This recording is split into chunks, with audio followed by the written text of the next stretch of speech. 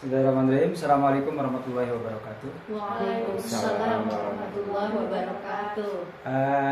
Alhamdulillah di kesempatan siang ini saya berkesempatan untuk sama-sama kita belajar tentang budaya positif ya. Abah dan Ambu ini adalah modul terakhir di modul 1 yang saya tempuh di pendidikan guru penggerak, yakni budaya positif, di mana budaya positif ini adalah salah satu cara kita mendisiplinkan anak-anak. Apakah cara-cara kita selama ini ketika mendisiplinkan anak itu sudah betul atau salah? Atau bukan salah betul ya? Atau apakah memberikan dampak yang panjang ke depan atau hanya dampaknya sesaat? Nah, kita akan sama-sama belajar tentang budaya positif ini. Baik, sebelumnya mohon dilihat ya, kita ada ilusi nih. Ada tangan mengepal. Saya meminta sama Abah dan Ambu membayangkan ada satu benda di tangannya. Benda itu sangatlah berharga. Pegang ya. Jadi benda itu bisa dipegang. Tidak ada yang tahu benda itu apa. Nah, kalau sudah semuanya? Sudah. Oke, kalau sudah, silahkan saling mengolok lah istilahnya. Bagaimana caranya? Apakah dengan kekerasan? Apakah dengan bujuk rayu? Atau memang dengan apa itu terserah. Yang penting si tangannya itu harus terbuka. Terserah ibu dan bapak. Ya, terserah Abah dan Ambu mau membuka atau tidak, serahkan, bebas ya, bebas, silahkan saja. Berpasangan. Nanti diberi waktu, boleh kalau berpasangan, boleh berpasangan. Jadi diberi waktu 2 menit saja ya. Nanti begini, jadi si barang itu minta, nanti satu orang, jadi misalkan yang satu juga dipegang, nanti yang satu lagi memegang. Coba saling, yang misalkan Abah sama siapa, kemudian Ambu sama siapa. Bagaimana caranya supaya tangan itu bisa dibuka? Apakah dengan bujukan, dengan rayuan, dengan intimidasi, dengan apa, terserah. Saya beri waktu 2 menit. Terserah itu ya, mau dibuka atau tidak terserah. Berhasil atau tidak membuka tangan temannya, berhasil atau tidaknya silakan. Mau dengan intimidasi, mau dengan fisik silahkan, tapi tentunya kalau fisik perempuan sama perempuan ya, Ambu sama Ambu atau Abah sama Abah gitu ya. Ini sama Richard. Boleh ya, coba bagaimana? Saya beri waktu 2 menit saja. Ya, 2 menit. Oke, Coba. yuk, buka. Siap. Ini sama siapa nih? Ke siapa? Menewa. Hanya 2 menit ya. Ya. Jadi gimana? Hanya 2 menit. Saya beri waktu kesempatan. 100.000 lah. Tapi aku pengen tahu tuh dalamnya apa. Ya. Tebak-tebakan deh, tebak-tebakan. Yang bisa 100.000 lah. Ayo, boleh. Bel, burung, itu pegang. Ada kecoa Bel di dalamnya.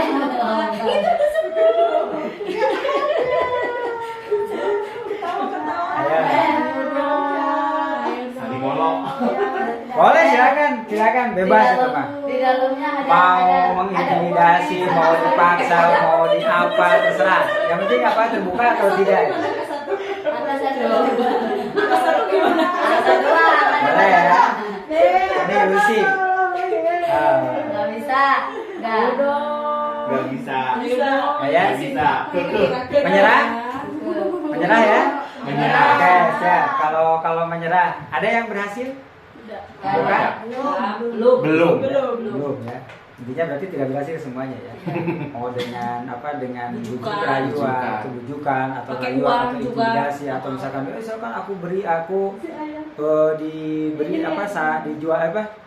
sama aku dibeli dengan harga. Itu kan berarti kalau demikian yang menentukan mau dibuka atau tidak itu pada siapa? Dari kita sendiri. Yang mengepal. Dari Yang mengepal, yang punya barang. diri kita sendiri. sendiri. Jadi kontrol ada di mana? Jadi yang Ya, mengepal. diri kita sendiri itu ya, kuncinya itu. Berarti orang lain apakah bisa mempengaruhi kita? Tidak, nggak bisa. Tadi Kalau nggak kita bisa. salah, Kalau tadi nggak bisa. Tergantung ya. Oke, tergantung. Baik. Kalau 5 miliar, 5 miliar Nah, mungkin itu kan. mau ngebuka. Tergantung bujukannya. dulu. Baik. Baru dibuka. Nah, ini kalau kita belajar teori kontrol ya, ada 4 di sini. Jadi kalau yang tadi kita lakukan itu ada yang namanya ilusi guru mengontrol murid. Apakah berhasil atau tidak? Jadi walaupun tampaknya guru itu sedang mengontrol perilaku murid, kita sedang mengontrol. Oh, bisa dikondisikan. Kalau menurut Abah, anak-anak itu dengan dibeginikan ternyata nurut kalau sama saya. Kata Abu Mei, enggak, saya mah pasang muka begini aja. Tapi mereka pantun sama. Ya. Jadi mengontrolnya dengan silakan ibu Abah sendiri. Nah, apakah itu berdampak kepada muridnya? Atau berdampaknya itu panjang dari dalam dirinya atau hanya karena ada Abah ambil ya, ilusi itu namanya ilusi. Kemudian ada ilusi bahwa semua penguatan positif itu dari manfaat. Jadi kalau misalkan yang tadi ya dipujuk, ayolah dibukalah tangannya, berapa sih aku beli gitu kan, itu dengan positif tuh. Jadi apakah dengan penguatan positif itu, ayo nanti kamu bisa mengejar cita-cita kamu loh. Kalau kamu belajar, kamu itu nanti bisa dengan mudah kamu bisa membahagiakan orang tua. Itu ilusi bahwa semua penguatan positif efektif dan manfaat. Apakah itu berhasil? Apakah itu berhasil membuat anak itu misalkan yang nggak rajin sekolah? Ayo kamu kan nanti mau jadi apa nanti kalau sudah besar? Kamu orang tua kamu seperti apa nanti? Bahkan bangga itu kan positif. Tapi apakah anak ini rajin terus sekolahnya atau mungkin mengulang di hari berikutnya tidak sekolah lagi? Ya, ini ilusi. Kemudian orang dewasa memiliki hak untuk memaksa katanya. Kontrolnya itu. Jadi ilusi itu. Ya, bahwa saat orang dewasa akan memaksa itu akan efektif, yaitu yang kita paksa sama anak-anak masuk sekolah jam 7. Apakah itu istilahnya kita dipaksa anak-anak itu, kemudian mereka datang itu apakah dari kesadarannya atau karena paksaan dari kita, terpaksa gitu kan. Nah, kemudian ilusi yang selanjutnya, ilusi bahwa kritik membuat orang merasa bersalah dapat menguatkan karakter. Ilusi itu membuat kritik merasa bersalah dapat menguatkan karakter. Nah, ini. Jadi ini bahasa yang ininya. Seringkali guru menggunakan suara halus untuk menyampaikan pesan negatif. Bagaimana? Silahkan yang mau belajar di luar saja. Itu ilusi itu. Ya, ilusi itu. Ya, oh, ternyata anak dengan dibegitukan nggak ada tuh yang mau keluar. Ternyata itu adalah hanya ilusi saja. Ilusi bahwa kritikan membuat orang bersalah, kemudian itu dapat memuatkan karakter, katanya seperti itu. Tapi sebetulnya itu hanya ilusi. Apa yang kita lakukan selama ini, ayo nggak apa-apa, silahkan ya yang nggak mau belajar di luar saja. Nggak apa-apa, kalau nggak mau menulis tidak apa-apa, silahkan saja. Gitu kan? Jadi ilusi itu, jadi membuat mereka bersalah. Apakah memuatkan karakter? Ternyata itu bukan. Gitu ya. Jadi ada 4 dari tangan yang tadi. Sekarang kita akan berbicara masalah apa itu disiplin. Ada yang mau mengungkapkan apa itu disiplin? Nah, makanya saya ini otak lagi mikir. Disiplin itu apa sih? Disiplin. Disiplin itu apa? Menjalankan aturan. Menjalankan aturan yang harus taati. Terus disiplin Konsisten. Istiqomah. Terus apa lagi? Apa itu disiplin? Boleh sampai searching? Iya. Baik ya. Baik, disiplin. Nah, sekarang kita akan berbicara masalah disiplin positif. Nah, disiplin biasanya disiplin itu lebih kepada kebiasaan, ya. Jadi disiplin itu mentaati atau menjalankan aturan yang ada. Nah, tapi di sini ada positif, ada kata positif. Di mana disiplin positif itu adalah menanamkan motivasi pada anak kita untuk menjadi orang yang mereka inginkan, menghargai diri sendiri dengan nilai-nilai kebajikan yang mereka percaya. Jadi mereka itu percaya kalau mereka datang terlambat itu bukan karena takut dihukum. Kalau mereka belajar sungguh-sungguh itu, mereka percaya nilai-nilai kebajikan. Oh, saya akan bisa. Kalau patuh sama guru, sama orang tua itu, oh iya kan saya akan begini-begini. Bukan karena yang keempat tadi, keempat hal ilusi yang tadi. Ya, itu disiplin positif. Nah, ini ya ada gambar Icat. Setiap kita, ya setiap kita itu perilaku kita itu dipengaruhi oleh 3 hal ini. Coba. Menghindari ketidaknyamanan atau hukuman. Ya, coba ya. Mendapatkan imbalan atau penghargaan dari orang lain. Menjadi orang yang mereka inginkan dan menghargai diri sendiri dengan nilai-nilai yang mereka percaya. Di antara ketiga ini mana yang lebih bagus? Yang lebih baik yang mana? Imbalan. Di antara motivasi ketiga motivasi ini yang harusnya yang mana yang bisa? Harusnya yang mereka inginkan dan menghargai Harusnya ketiga. sendiri. Kenapa yang ke satu tidak? Menghindari ketidaknyamanan kehukuman. Coba. Menghindari ketidaknyamanan hukuman. Cari aman biasanya. Nyari aman sendiri gitu lah. Harus ada hukuman dulu baru Ya. di situ. Apa negatifnya seperti apa? Dulu pernah ya mereka melanggar. Kalau Biarin. nggak ada hukuman, Kan baru. tidak ada abahnya juga. Iya. Yang akan menghukumnya juga tidak ada. Oh, jadi mereka menjalankan itu semua, menjalankan Karena ada aturannya. itu. Ada yang menghukum. Ada yang hukum. Karena ada tekanan. Kita biarin nggak ada, maksudnya nggak ada yang ditakutin gitu lah. Ya. Taruhlah misalkan anak-anak mengerjakan PR. Ada yang tidak mengerjakan PR. Kenapa? Karena ini. Karena biasa kita memberikan hukuman apa misalkan tidak apa kalau dulu ya, kalau nggak dulu ngerjain PRT biasanya di depan. di depan, kemudian membersihkan kelas seperti itu kan ya. Nah, akhirnya mereka mengerjakan gitu. Kemudian kalau ini Pamrih, Mendapatkan nantinya imbalan. pamrih. negatifnya Biar- apa untuk anak? Pamrih nantinya tergantung kalau ada imbalannya baru mau. Nah, kalau tidak ada, Nggak mau. Mau. tidak ada. Kalau misalkan tidak ada nggak mau, ngapain?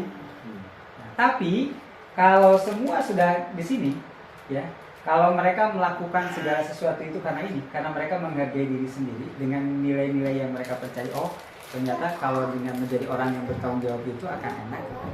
Oh, ternyata kalau menjadi orang yang disiplin itu enak. Itu dari kesadaran. Aku malu sama teman-teman. Datang ke sekolah selalu di awal karena malu sama teman-teman. Saat aku dihukum, bukan karena takut dihukum juga. Aku malu sama teman-teman. Masa teman-teman sudah datang duluan, aku tiba-tiba datang terlambat. Gitu kan. Nah, ini. Jadi anak-anak atau kita sendiri juga sama. Sebenarnya kita melakukan itu karena ketiga ini. Taruhlah misalkan apa ya? Kita bawa pakai helm. Nanti ada di depan. Coba kita pakai helm mana sih sebetulnya? Yang nomor 1 lah. Satu. Jujur. Kalau nggak pakai helm, Iya, bukan ditilang. hukuman. Bukan karena takut celaka. Nah, Karena takut ditilang. Takut dirazia. Itu kan. Tapi kalau sebetulnya ada di Terpaksa. Iya. Terpaksa pakai. nilai-nilai. Oh, kalau itu saya akan celaka loh. Terus juga kalau saya mengunjungi satu mall, tiba-tiba saya harus memperlihatkan STNK. Atau misalkan itu harus masuk, misalkan masuk daerah militer harus pakai helm, akhirnya saya nggak bisa masuk gitu kan. Nah ini jadi bukan karena ini ya, jadi karena nilai-nilai yang kita percaya gitu. Jadi ya diupayakan ya tidak ini tapi motivasi kita, motivasi anak ini supaya ke sini, bukan karena hukuman, bukan karena penghargaan. Baik. Nah, ini yang dimaksud dengan nilai-nilai kebajikan. Banyak ternyata ya. Nilai-nilai kebajikan universal itu ada banyak sekali. Ada peduli, rajin, integritas, rasa hormat, tanggung jawab, pengabdian. Nah, anak berperilaku itu karena ini. Karena nilai-nilai kebajikan ini. Bukan karena takut hukuman, bukan karena ada penghargaan, tapi oh iya, aku itu kan harus jadi orang yang jujur. Aku tidak mengambil barang milik orang lain. Oh, aku itu harus percaya diri. Kenapa aku harus malu? Kenapa ketika ada hadiah aku baru tampil ke depan, tapi ketika tidak ada nggak mau, nggak ada apa-apanya, tapi memang percaya dirinya sudah terbangun seperti itu. Kebersihan, kesantunan, ini kebajikan, ini banyak ya kebajikan universal, termasuk juga salah satu kebajikan universal ini adalah yang kita sekarang sedang capai oleh anak-anak, yaitu profil belajar Pancasila. Itu juga bagian dari kebajikan universal yang kita anut. Nah, ini kalau tadi motivasi, kalau ini kebutuhan dasarnya. Kita atau anak-anak melakukan sesuatu itu tidak jauh dari ini. Melakukan sesuatu itu tidak jauh dari 5 hal ini. Dari bertahan hidup, kekuasaan, kasih sayang, terima, kesenangan, dan kebebasan. Maka ketika nanti kita akan melakukan restitusi, ya nanti di depan, kita harus tahu dulu ini. Jadi jangan sampai menjudge anak itu tidak benar atau salah. Tapi kita lihat nih, ada anak yang tidak memperhatikan, katanya lari-lari. Itu sebetulnya mereka sedang apa? Sedang memenuhi kebutuhan ininya. Apa? Apakah ingin diperhatikan? Ya. Kemudian apakah ingin ini? Ingin bebas? Atau hanya ini saja? Ingin senang-senang saja? Harus tahu dulu apa motivasi, kebutuhan yang sedang dia penuhi, yang ingin dipenuhi itu apa. Kalau ada anak yang tidur saja, misalkan ini kita lagi menjelaskan anaknya tidur, itu kira-kira ada di mana? Coba, kalau anak ada yang tidur di kelas. Kesenangan. Iya. Guys, ada lagi yang lain? Kenapa kasih sayang? Siapa tahu di rumahnya selalu gimana ya? Ada rasa kurang tidur. Kasih sayang harus ada yang dipenuhi, jadi akhirnya istirahatnya kurang. Kasih sayang. Terus ada lagi? Survival, bisa jadi dianya kebutuhan hidup. Kalau saya nggak tidur pada jam itu misalnya, dia bisa jadi tidak konsentrasi. Ini kemarin sempat jadi perdebatan juga nih, karena ada kasusnya seperti itu. Ya, ada yang menyatakan untuk kesenangan. Saya justru mendebat ini karena ada yang melakukan kebebasan. Saya bilang saya belum tahu kebebasannya di mana anak tidur gitu ya. Anak tidur kebebasannya di mana? Ternyata kalau pandangan teman-teman rekan-rekan yang lain, kebebasan ini adalah kebebasan si guru mengolah, terus kebebasan si anak menerima pembelajaran. Jadi dia inginnya seperti apa sih? Jadi anak itu tidur karena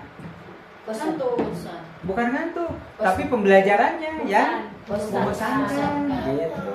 Akhirnya dia nggak semangat, malah kemana? Karena nggak semangat. Kenapa nggak semangat? Ngantuk jadi. Apakah itu sering terjadi? Apakah terjadi ada anak-anak yang tidak memperhatikan? Ada kan? Kita kan malah kesal kan? Malah kita ya silakan, kayak tadi negatif, ya silakan, kalau tidak mau itu juga terjadi sama saya. Silakan yang tidak mau memperhatikan boleh di luar saja. Boleh ikut olahraga, silahkan. Ternyata itu salah. Ya, kalau kita tahu dulu ini apa sih, sebetulnya apa sih yang sedang mereka butuhkan di dalam kelas itu, gitu ya. Jadi kita perlu mengetahui kenapa mereka melakukan hal itu. Nah, ini posisi kontrol seorang guru. Ada 1, 2, 3, 4, 5. Ada 5. Coba. Ini beda-beda nih. Mana nih? Penghukum, pembuat rasa bersalah, teman, pemantau, manajer. Ini yang sering dilakukan ketika kita mendisiplinkan anak-anak. Selama ini, selama dulu mungkin selama saya sekolah juga seperti itu. Coba, ada yang bisa menjelaskan atau berasumsi penghukum bagaimana? Misalnya ada anak yang terlambat datang. Satu saja kasusnya ya, anak terlambat datang. Ya, penghukum gimana? Iya. ya Memberikan. langsung kasih hukuman, berdiri di depan. Pemberi sanksi. Langsung ya. Kamu terlambat, silakan. Squat jam, Lari, lari. 10 kali. Oke. Kalau pembuat merasa Hormat bersalah, yang bendera Iya, merasa bersalahnya itu ya. dijemur. pembuat merasa bersalah gimana? Ayo, tadi. Lebih ke verbal ya. Jadi aja Sindir. teman-teman yang lain rugi. Nah, iya, betul. Lebih Dia ke merasa verbal. bersalah. Nah, Merasa jadi dari kata-kata terus bikin orang itu jadi down gitu loh. nah, iya kayak tadi. Kamu dia Oh, teman gitu kan, terus absen kita jadi tidak 100 karena kamu terlambat. Jadi kan dia merasa ada oh, iya. Nah, Guilty. ini kita posisinya pada saat itu sedang membuat merasa bersalah. Kalau teman, ya sebagai teman. Ini di mana kamu? Kenapa mau? Si kontrolnya sebagai teman. Tidak ada ketegasan, tapi kenapa sih kamu terlambat? Coba aja cerita, gitu kan. Jadi bahasanya tidak tegas, tapi kayak teman aja. Wah, kamar awal tuh, kalau sudah ya, kemana aja, kok terlambat sih? Itu kan sebagai teman tuh. Maka dia akan merasa, nggak apa-apa, nggak apa kan, Baik-baik aja. baik-baik aja kok. Nggak Jadi diapa-apain. apa, kayak teman nggak diapa-apain, saya hanya ditanya aja sebagai teman. Kalau sebagai teman tuh, Iya, mantau doang. Mantau aja. tapi sama seperti ini. Biasanya datar, memantau itu biasanya datar. Jadi mana? Kenapa terlambat? Gitu. Kenapa terlambat? Apa tahu konsekuensinya apa? Silakan lakukan. Nah, kamu datang terlambat apa? Dapat silakan soal dapat. Datar tanpa ekspresi itu memantau dulu. Langsung kerjakan. Nah, ini 1, 2, 3, 4. Nah, inilah sebetulnya posisi kita ada di manajer. Manajer itu di mana posisi kita menanyakan itu bisa mana? Alasannya kenapa kamu datang terlambat? Gitu kan? Jadi nggak langsung boleh tahu alasannya apa, terus beliau tanyakan juga keyakinan di sekolah kita bagaimana. Kalau kamu terlambat, kira-kira apa yang belum kamu atau kesepakatan apa yang belum kamu lakukan? Bagaimana cara kamu untuk memperbaiki hal ini supaya kamu tidak terlambat? Bagaimana? Terus sekarang apa yang harus kamu lakukan? Ya, kalau misalkan alasannya, ya aku soalnya tidurnya suka malam terus. Solusinya apa? Kalau tidurnya terlalu malam, saya kan aku harus pasang alarm. Ya, berarti siapa yang perlu diingat? Jadi kita diajak dialog. Jadi mereka mendapatkan jawabannya sendiri, bukan oleh kita. Gitu kan? Ya, bukan oleh kita. Jadi mereka biar sadar akan kekeliruannya, kemudian apa yang diperbuatnya. Apakah ini akan langsung efektif? Tentunya tidak. Harus berapa kali, 1, 2, 3. Tapi tetap kita harus lakukan. Nah, ini ya, ada kesepakatan kelas, ada peraturan kelas. Nah, ini, apakah sudah ada kesepakatan kelas di setiap kelas? Udah. Ada, tapi belum dipasang. Nah, ini tugas kita nanti harus sudah tertempel di hari Jumat. Ya, di hari Jumat harus sudah Udah tertempel. ditempel di kelas. Betul. Jadi nanti anak-anak itu ketika kita akan menerapkan restitusi sudah ada. Jadi anak-anak tinggal melihat. Tetap harus ditempel. Jadi jangan kalau dihafalkan nanti mereka lupa. Tapi kalau selalu mereka akan mengingat. Sama ketika saya di sana juga. Langsung kan anak-anak itu, kamu tuh, dia sambil lihat, kamu itu nggak tertib, misalkan kamu dia tuh nggak aman, jadi kelas kita lihatnya ke sana, ke kesepakatan itu. Apa bedanya dengan peraturan kelas? Coba. Dan itu belum tentu mereka yang buat ya. Kalau kesepakatan kelas Kesepakatan mereka yang buat. Mereka bersama, yang betul, ya. Kamu atau kalian maunya nanti ada ya tahapan-tahapannya. Kalian maunya kelas ini seperti apa sih? Gitu ya. Bersih. Oke, tulis dulu saja. Bersih. Terus apa lagi? Nggak ada yang berisik, nggak ada yang berkata kasar, tulis saja dulu. Tidak ada yang berkata kasar. Sampai atau misalkan pakai sticky note boleh. Sok apa saja. Kemudian tidak ada yang mencuri. tidak ada yang jahil, tulis saja.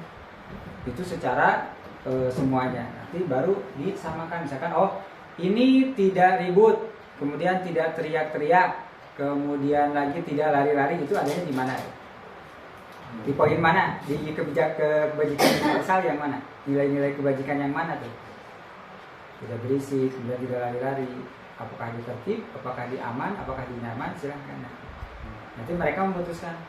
Karena begini, kalau misalkan ada berisik, berarti kesepakatan kelas mana yang dilanggar, langsung mereka aman. Atau misalkan oh nyaman, oh nggak nyaman dong, gitu, mau tertib seperti itu. Ya kembalikan. Nah ini yang tadi. Kalau kalau peraturan itu biasanya akan banyak sekali. Coba. Biasanya peraturan kan banyak. Tidak boleh ini, tidak boleh itu, ini. Kemudian larangan sama anjurannya. Anjuran, larangan, oh harus tertib di kelas, kemudian tidak boleh terlambat, kemudian kalau mau ke belakang harus izin, meminjam harus dikembalikan atau harus meminta izin. Banyak sekali poin-poinnya. Maka ketika ada anak yang ini yang mana ya? Oh ini harus ini. Tapi ketika ada kesepakatan kelas secara umum saja, aman, nyaman, tertib, indah, bersih, sudah gitu anak-anak. Mau larangan ataupun anjuran itu sudah ada di sana. Ya, anak buang sampah berarti dia di sana melanggar kesepakatan kelas apa? Tidak hidup bersih. Ketika mereka menyapu, aku melakukan hal itu, kesepakatan kelas bersih. Nah, gitu. Jadi itu mencakup ya, anaknya itu seperti itu. Nah, ini peraturan yang tadi ya, kalau ini menggunakan helm. Nah, sekarang waktu kemarin pandemi, kenapa sih kita memiliki peraturan tentang menggunakan masker, mencuci tangan setiap saat saat pandemi? Itu sebetulnya aturan, kenapa kita punya aturan itu? Untuk menjaga kebersihan. Nah, untuk menjaga Kesehatan. Untuk menjaga kesehatan kan. Kemudian kalau ini, mengapa kita memiliki peraturan tentang menggunakan helm pada saat mengendarai? Aman, keselamatan. Berarti nilai kebajikan yang sedang diambil aman. Kalau ini kesehatan juga bisa. Nah, gitu. Ya. Jadi pada dasarnya apa-apa yang aturan yang kita buat itu tidak lepas dari nilai-nilai kebajikan. Gitu. Ini yang harus kita tanamkan. Nah, baik. Sekarang ini ada yang disebut dengan 3 segitiga restitusi. Di sini apa? Keyakinan kelas ini ya, tadi ya, keyakinan kelas apa yang kita sepakati, kemudian kamu ingin menjadi orang seperti apa. Ini di segitiga itu ada validasi tindakan yang salah, kemudian menanyakan keyakinannya, menstabilkan identitas. Ini 3 hal ini yang harus kita lakukan ketika menemukan anak yang tidak pada jalurnya. Misalnya kalau melanggar aturan ya, tadi yang juga aturan, melanggar kesepakatan kelas ini tetap. Misalnya ada yang berkelahi, kita tanya dulu, ya, kenapa kamu melakukan hal itu? Ya, jadi bisa dilihat kenapa kamu melakukan itu. Nih, stabilkan identitasnya. Itu soalnya dia bla bla bla bla bla bla. Siapa yang mulai duluan? Ini. Coba panggil. Nah, langsung di ini ya, panggil langsung clearkan. Betul kamu tadi katanya begini ini. Iya, udah silakan saja mereka berdebat ya. Kemudian ini validasi tindakan yang salah. Menurut kamu apa yang kamu lakukan itu apakah sudah menyepakati kesepakatan kelas kita atau belum? Kira-kira mana nih? Kesalahan kamu ada di mana? Kalau kesalahan kamu ada di mana? Jadi ya kesalahan aku itu sudah berjalan nih kelasnya seperti itu. Ya kesalahan aku ini. Kalau kesalahan kamu, tetap dua-duanya mengakui kesalahan aku ini. Jadi apa yang harus kamu lakukan sekarang?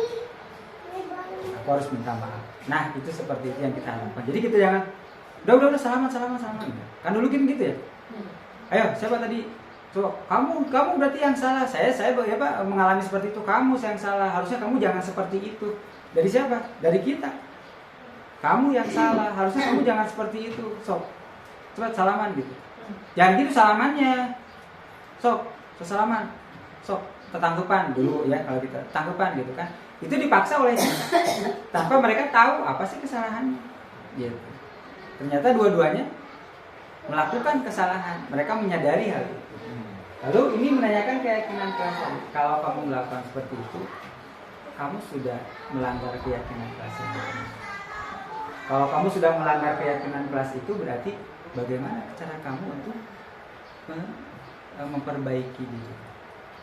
Jadi diharapkan dengan restitusi ini bukan sebagai penghukum, bukan sebagai tadi yang merasa bersalah, bukan sebagai pemantau, tapi ada di manajer. Nah, posisi manajer inilah di segitiga restitusi. Jadi harus dilakukan hal ini ketika akan menangani satu kasus. Mereka akan lebih dihargai ketimbang kita yang dihukum langsung. Ayo sana, cuci WC, ayo sana. Tapi apakah hukuman-hukuman seperti itu tetap harus kita lakukan juga? Tidak, coba. Kalau ternyata si anak terus-terusan melakukan hal yang serupa. Nah, ini anak tuh sudah kita terapkan segitiga restitusi itu udah berapa kali, tapi tetap saja mengulang lagi. Bedegong. Nah, bedegong, kira-kira harus diambil tindakan langsung ke hukuman atau tidak? Atau kita tetap bersabar? Menurut pandangan apa Dana? Menurut pengalaman ya, menurut pengalaman. Biasanya kalau udah berkali-kali dengan ya istilahnya gini, dengan cara halus dulu, kemudian ya pokoknya ada levelnya. Begitu udah di terakhir masih tetap yang tindakannya masih sama, ya berarti kita harus melakukan tindakan yang lebih tegas lagi. Berarti kita nanti konsekuensinya ya harus ditingkatkan. Kayaknya seperti itu. Kamu sudah melakukan ini nih, kesepakatannya kalau melakukan hal ini konsekuensinya A misalkan kan, tapi dia sudah melakukan itu berulang kali, tetap berarti kita rubah lagi konsekuensinya apa? Enggak, kamu itu sudah berbeda. Konsekuensi kamu itu berapa kali kamu tetap lakukan, berarti kita lebihkan konsekuensinya sampai pada akhirnya mungkin apakah dikembalikan kepada orang tua itu merupakan satu konsekuensi? Bisa jadi kalau memang jadi, kasusnya ya bisa jadi, karena kan mungkin kita tidak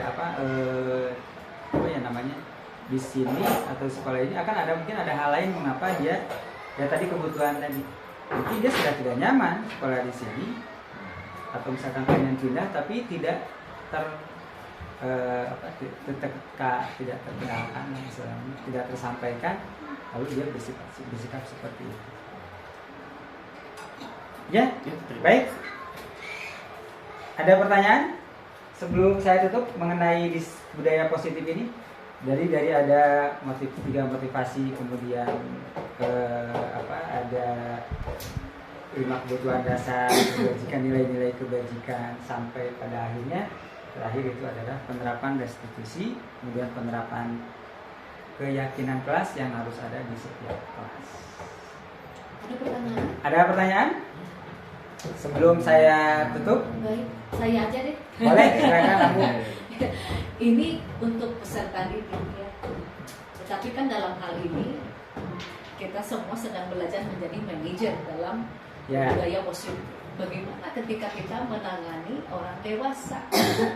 Ya. Apakah tahapannya sama seperti ini atau kita bisa langsung melompat bawa aja ke restitusi gitu ya? Artinya langsung mengambil jalan yang terakhir sampai ada tingkatan konsekuensi. Betul.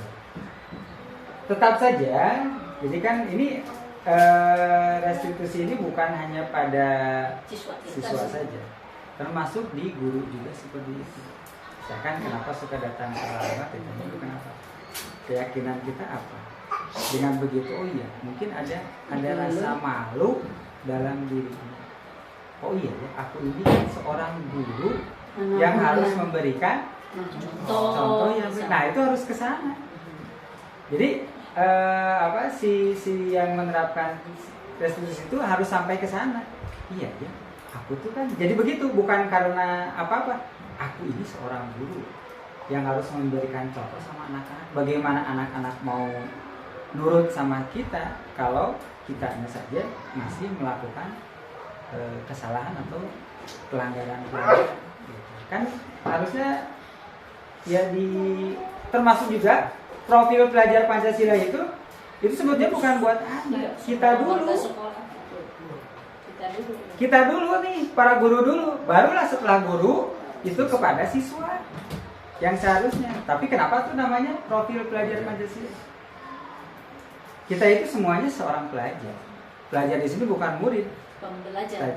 tapi guru itu seorang pembelajar. Jadi jangan jadi guru kalau tidak mau belajar. Kalau sudah tidak mau belajar, jangan Berhenti jadi guru. Berhenti saja jadi guru. Gitu ya. Iya. Jangan jadi. Betul. Ya, itu saja kuncinya. Iya. Ya, itu mungkin. Ada yang lain? Sudah? Sudah cukup? Baik, terima kasih atas waktu dan kesempatannya. Mudah-mudahan kita bisa menerapkan budaya positif ini di lingkungan sekolah kita, sehingga anak-anak bisa berlaku disiplin dalam jangka waktu yang panjang, kemudian tidak dalam jangka waktu pendek, dan itu akan berdampak untuk di kemudian hari. Terima kasih. Bila itu hidayah. Assalamualaikum warahmatullahi wabarakatuh. Waalaikumsalam. Siapa kita?